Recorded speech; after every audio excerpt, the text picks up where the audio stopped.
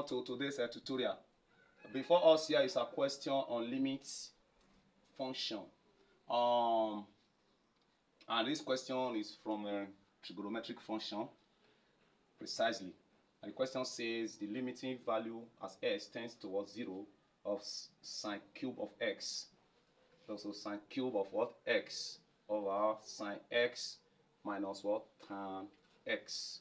So if you look at this question, if you carry out direct substitution, you are going to have indeterminate what? Solution, which will give us what? Undefined value.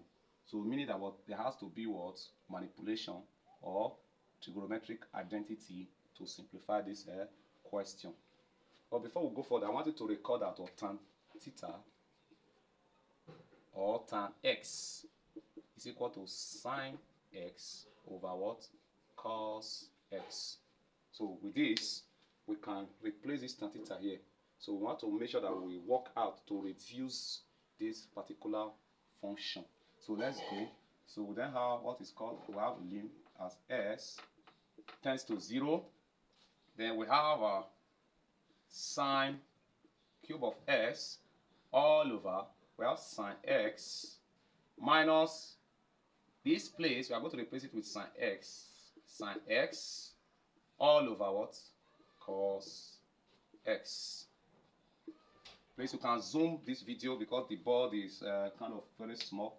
Just try to manage what we have for now. So now let's go. So in this place here, we are going to have a limiting function as s tends to 0. We have a sine cube of x all over. Now look at here. Here is the setting as all over 1. Okay, so I can go in two ways, or I can just skip one step and move further. So let me skip the step. What I was supposed to do here is to find the LCM of this one and this, but I don't want to do that. Let me just factorize. So if I factorize here, I am going to have, remember that if I have a sine x over cos x, is still the same thing as saying sine x. The same thing as well say sine what? X times 1 all over cos x. So you see the same thing. So in this case, this is likely to be like this, which means I am going to factorize now. Let me remove this. Let me factorize. I will take out sine x. So when I take out sine x, I'm going to have a sine s outside. Then put brackets here. So if sine s here is out, we have 1 minus. At the end of the day, this one is gone. It becomes what? 1 all over cos x. So here, we are now having sine x. Factorizing this. Take this one out. Then this one that was remaining there. Take this one out again. So 1 will remain. It will now become 1 over sine what? 1 over what? Cos s, rather. So this place, we are having, this one is setting as say s raised over 3. S raised over 3 is setting as what? X times what? S squared. So it means that I can split this one out into 2. So what am I trying to do? I am trying to work towards reducing this function so as to obtain what? Solution as possible. So we have s tends to 0. Now here, I will reduce this one by saying sine x times sine square x all over, we have a sine s, we have 1 minus what? 1 all over cos x. So here, this one can cancel out. That cancel out. If this cancels out, that one is gone. So your limit s tends to 0 of sine square s all over 1 minus 1 over cos x. So here now, let us make here to become let's change this one. So we can find the LCM here. This one is setting as all over 1. So we find the LCM. So we can have your limit now. S tends to 0. We have a sine square s all over. So this place here, our LCM between this one is what? Cos x. So which means This one goes here is what? Cos s times 1. It will give what? Cos x minus cos goes in cos is what? 1. 1 times 1 is what? 1. So we then have something like this. So let's go further. Let's go. We are still going. So let us do the other way around. So we have limit function of s tends to 0. It becomes what? Sine square s all over 1. So this sign means for division. Divided by what? Cos x minus 1 all over cos x. So let's go. So we can invert now. So you're inverting your limit function s tends to 0. We have a sine square s over 1 times cos s. Cos s all over cos s minus 1. So it then means when we have limiting function s 0, this sine square s, this cos we multiply this, becomes sine square s times cos s all over this one times this will give us cos s minus 1. So we have cos x minus 1. Now this sine square x. I want to make sure that everything remains like this. This sine square x, I want to look for the identity for it. Trigonometric identity. Remember, in our trigonometric identity, we have sine square s plus cos square s equal to what? 1. So I want to substitute for this now, which means I'm going to have a 1 minus cos. I'm going to have my sine square s equal to 1 minus or cos square s. So in place of this sine square s here, I'm going to put in here. I'm going to what? Plug in this.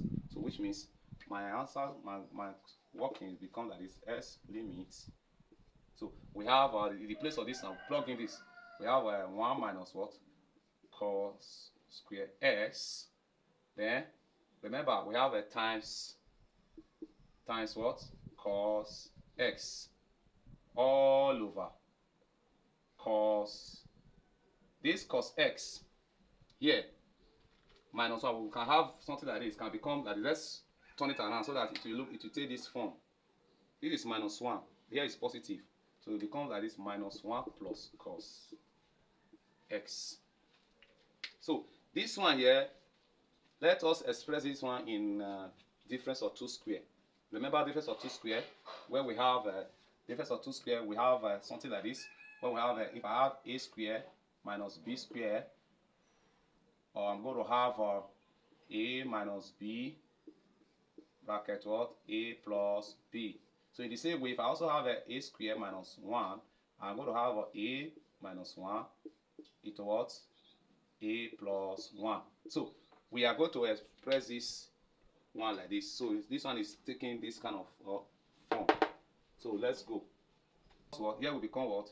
1 minus cos square s. Okay, not cos square s. Remove the square. Cos s.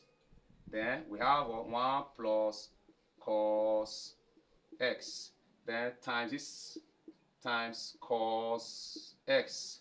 Remember, your limit function must be there. S tends to what? 0. Then all over. Now let us change this now, so that at the end of the day we are going to have positive what? Positive on 1. So it means I have to what? Bring in minus. I have to bring in minus outside now. So if I bring minus outside, okay, now. So look at this now. My interest here is to make sure that I cancel out this one at the end of the day. If you notice now, I want to make sure that what this looks like this, at least one of this. For what I just did, I'm having what? Okay, minus 1 plus cos x. What I will do, since this minus 1 is outside, so I will have to make sure that what I bring in this minus here, so that when the minus opens this bracket, it's going to give us this one. So minus and this one, it will give us minus 1 here. Then times this minus cos s, it will give us plus this. So it means this one can cancel out this. So this one is stating as what? Your limit function as s tends to 0. We have what? 1 minus cos x. Then 1 plus cos s times cos s all over. So this minus sign is written as 1 minus 1. Then times, we have 1 minus what? Cos x. So here you can cancel this one. Minus, this one cancel out. So you cancel out that. So we are now left with this one now. And this one multiplied by this. So we then have 1 plus cos s, then multiplied by this cos x. Remember there is minus 1 here, so we then have a minus here. So which now give us what? Our limit of this one.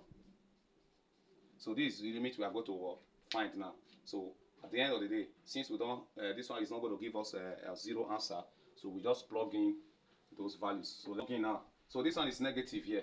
So we now have your negative is outside. Then we have a 1 plus cos 0. Cos 0.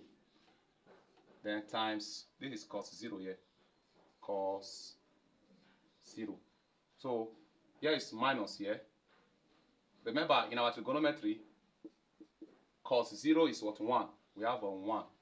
Then times cos 0 is what? 1. So which now have which will now be what?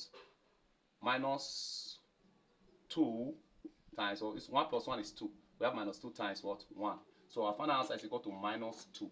So minus 2 is the solution to that question. So if you find this class very interesting, please do not hesitate to share this video. And also subscribe to my YouTube channel, Physics and Mathematics Lovers. Bye.